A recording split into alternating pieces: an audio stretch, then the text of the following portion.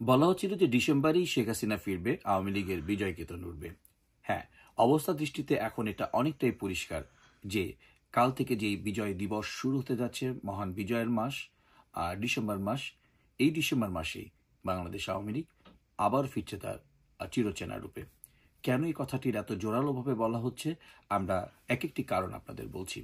সেটি হচ্ছে যে আমরা জানি যে সম্প্রতি যে বৈঠকটি অনুষ্ঠিত হয়ে গেল খলিলুরের সাথে, দোভালের এবং তারপরে কাতারের দোহায় বিভিন্ন গোয়েন্দা সংস্থার সাথে বিভিন্ন দেশের, সেখান থেকে যে বার্তাটি খলিলুর রহমান পেয়েছেন, আগামীকাল সোমবার বাংলাদেশ সময়, যেটি 1 ডিসেম্বর, আমরা জানি যে বিশেষ একটি বৈঠক ডাকা হয়েছে। সেখানে খলিলুর রহমান প্রেজেন্টেশন দিবেন যে আসলে তারা কি বলেছেন আনুষ্ঠানিকভাবে, তাদের কি করতে হবে এবং সেটি না করলে কি হতে পারে, যেটি ভারত থেকে বলে দেওয়া হয়েছে অংশগ্রহণমূলক নির্বাচন, আওয়ামী লীগের অংশগ্রহণ, সবকিছু মিলিয়ে এবং শেখ হাসিনার প্রত্যর্পণ, সবগুলো কিন্তু তাদেরকে প্রেসক্রিপশন দেওয়া হয়েছে। এবং শুধু এখন এটি ভারতের এজেন্ডা নয়, এর সাথে যুক্ত রয়েছে বিশ্বের সবচেয়ে পরাশক্তি মার্কিন যুক্তরাষ্ট্র।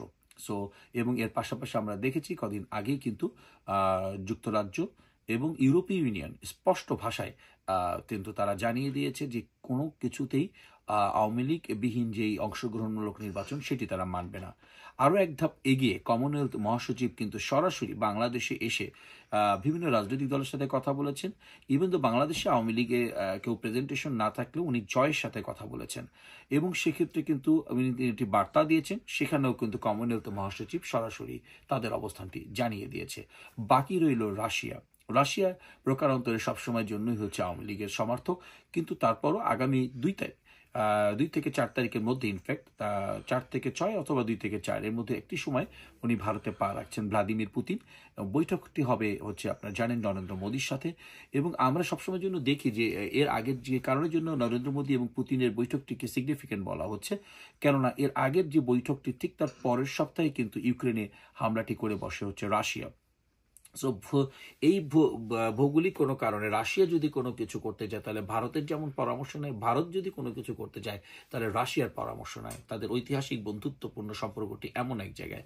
এখন কিন্তু সেখানে কপালে ভাঁজ পড়েছে পাকিস্তান, তুর্কি, যে দুটি দেশের উপরে মূলত ডক্টর মোহাম্মদ ইউনুস ভর করেছেন। উনি ছিলেন কোথায় সিংহের জগতে, এখন উনি পা ধরছেন বিড়ালের পা ধরে যদি থাকা যায়। তো আসলে সে তো কোনো উপায় নেই, কারণ সমস্ত সিংহ পরাক্রমশালী দেশ তাদের আশীর্বাদের হাত ডক্টর ইউনূসের উপর থেকে উঠিয়ে নিয়েছেন।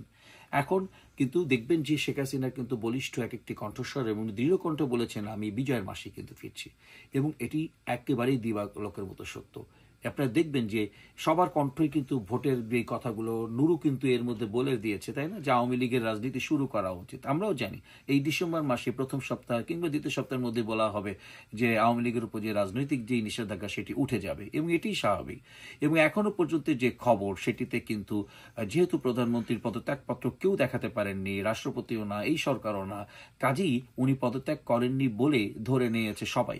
কাজেই যেহেতু রাষ্ট্রপতি, আপনি দেখবেন যে গত 8-9 মাসে শোনার কোনো খবর ছিল না, এখন প্রতিটি ইস্যুতেই কিন্তু রাষ্ট্রপতি কথা বলছেন, রাষ্ট্রপতি বাইরে বের হচ্ছেন। সেনাবাহিনী কিন্তু রাষ্ট্রপতি সেনাবাহিনী সবসময়ের জন্য একই মেরুৎকরণে ছিল।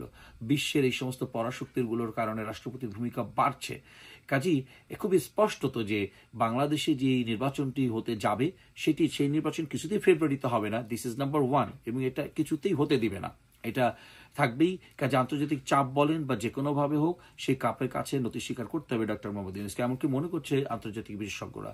এবং সেই পর্যায়ে কিন্তু একটু সময় নিয়ে হলো আওয়ামী লীগ সেই নির্বাচনী মাঠে থাকবে, এবং বাংলাদেশে যে উৎসবের নির্বাচন সেটি সবাই দেখবে বলে বিশ্বাস করছে। আপনারা যদি দেখতে চান তারেক রহমানের ইস্যুতে, সেটি কিন্তু সামাজিক যোগাযোগ মাধ্যমে তার যেই নেতৃত্বের ক্ষমতাকে নিয়ে প্রশ্ন তুলছেন, তিনি ব্যর্থ নেতৃত্ব হিসেবে সবাই দেখছেন। যে ব্যক্তি একজন মার গুরুতর অসুস্থ সময় আসতে পারেন না, আসতে ভয় পান, সে কি করে একটি দেশের নেতৃত্ব দেবেন? সেই যদি একটি নিয়ন্ত্রণ, যেটি বলছে একক নিয়ন্ত্রণ, যে দেশের তাকে বা তার আশীর্বাদ পুষ্ট প্রধান উপদেষ্টা যিনি এখন এই দেশের দায়িত্বে আছেন, তিনি তার উপদেষ্টা পরিষদ তার সাথে রয়েছেন, পররাষ্ট্র উপদেষ্টা তাকে আসতে বলেছেন, স্বরাষ্ট্র উপদেষ্টা বলছেন সমস্যা নাই, আইজি তার, অ্যাটর্নি জেনারেল তার, এবং নির্বাচন কমিশনের তার লোকজন, উপদেষ্টা পরিষদে অর্ধেকের বেশি তার লোকজন, তারপরও তিনি একক নিয়ন্ত্রণের ক্ষমতা বলছেন। উপদেষ্টা পরিষদের বাইরে তো কোনো কিছু না। অর্থাৎ উনি ভয় পাচ্ছেন কোনো একটা কারণে। আবার বলছেন তার কোনো ব্যক্তিগত কোনো ইস্যু যেটি তিনি প্রকাশ্যে আনতে চাচ্ছেন না, তেমনই কোনো ইস্যু, সেটা হতে পারে ব্যক্তিগত কিংবা স্বাস্থ্যগত, কিন্তু কোনটি যে সত্য সেটি অবশ্য বোঝা যাচ্ছে না। তবে অবস্থা দৃষ্টি এটা বাইরে চলে আসছে যে তারই লোকের যারা তৃণমূলের নেতৃত্ব তারা কিন্তু যেমনটি কদিন আগে শেখ হাসিনার ভারতে যাওয়ার ক্ষেত্রে বলেছিল যে শেখ হাসিনাকে অনেকে ভীরু বলেছিল বা পলাতক বলেছিল, ঠিক একইভাবে কিন্তু বিএনপি তৃণমূল তারেক রহমানের এই সিদ্ধান্তকে ভীরুতা হিসেবে দেখছেন। তারা কিন্তু মনে করছেন যে আমাদের নেতৃত্ব দিবেন সে কেন এমনটি হলো, তিনি তো আপসীন যেই মা, সে আপসীন মায়ের বা দেশনেত্রীর যে মা, সেই মায়ের তো যোগ্য সন্তান হতে পারলেন না। তৃণমূলের বক্তব্য এগুলো অস্বীকার করবার কোনো উপায় নেই। কাজেই যেটি কথা বলছিলাম যে ডিসেম্বর মাস বিজয়ের মাসে আওয়ামী লীগ বিজয়ের কীর্তন উড়াতে মাঠে নামছে বলে মনে করছে আওয়ামী লীগের কোটি সমর্থক।